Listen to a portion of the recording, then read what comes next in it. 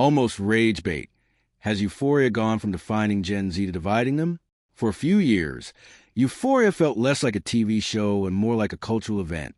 It dominated social media, inspired fashion trends, sparked endless debates, and became one of the most talked about portrayals of modern teenage life. Whether people loved it or hated it, everyone seemed to be talking about it. But something interesting has happened.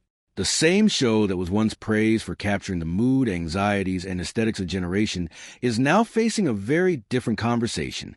Instead of uniting viewers, Euphoria increasingly seems to divide them. Some still see it as a groundbreaking portrait of Gen Z.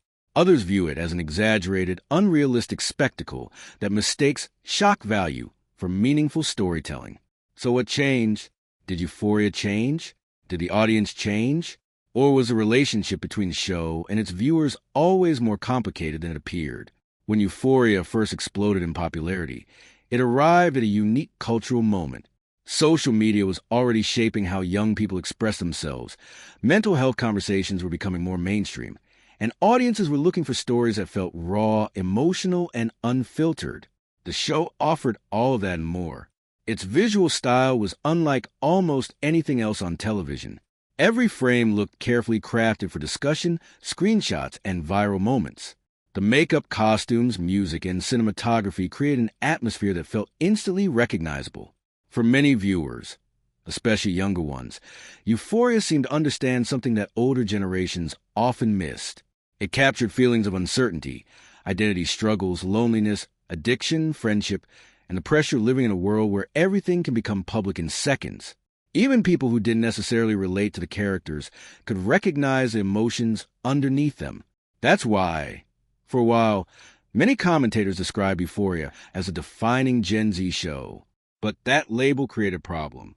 The moment a show is called the voice of a generation, people begin measuring it against reality. And the more people watched Euphoria, the more they started asking whether it was actually representing Gen Z or simply creating an exaggerated fantasy version of them. Critics pointed out that the show's high school environment often felt disconnected from everyday teenage life. The parties seemed bigger. The drama felt more extreme. The characters often appeared older than the ages they were supposed to be portraying. Some viewers argued that Euphoria wasn't documenting reality at all. It was presenting an intensified version of reality designed to maximize emotion and visual impact. And that's where the divide started growing. One side argued that realism was never the point. Art doesn't have to be a documentary. The show's purpose was to explore emotions, not provide statistical accuracy. In this view, Euphoria succeeded because it captured how certain experiences feel, even if the events themselves were heightened. The other side saw things differently. They argued that the show was being praised for authenticity, while simultaneously relying on exaggeration. If a series claims to represent a generation, shouldn't it actually resemble the lives of most people in that generation? This debate became even more visible online. Social media platforms thrive on strong opinions. Nuance rarely goes viral, but outrage often does.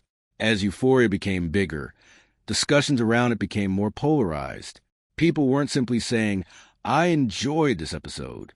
Instead, they were saying things like, "This show perfectly captures Gen Z," or "This show is everything wrong with modern television." The middle ground began disappearing. And then another factor entered the conversation: audience maturity.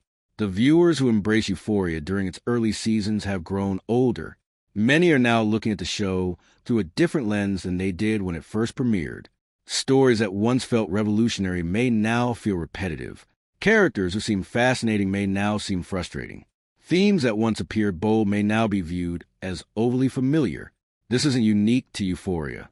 It happens to many cultural phenomena. A work of art often feels different when its audience changes stages of life. At the same time, broader conversations about media have evolved. Audiences today are often more critical of how shows portray relationships, trauma, addiction, and mental health. They ask tougher questions about what is being depicted and why. As a result, some viewers began wondering whether Euphoria was exploring serious issues or simply packaging them in visually stunning ways. That question alone is enough to generate endless arguments online. And that brings us to the phrase, almost rage bait.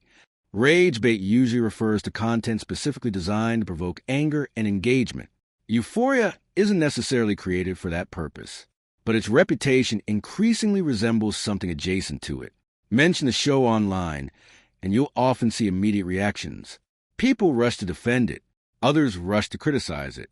Some viewers seem exhausted by the conversation itself.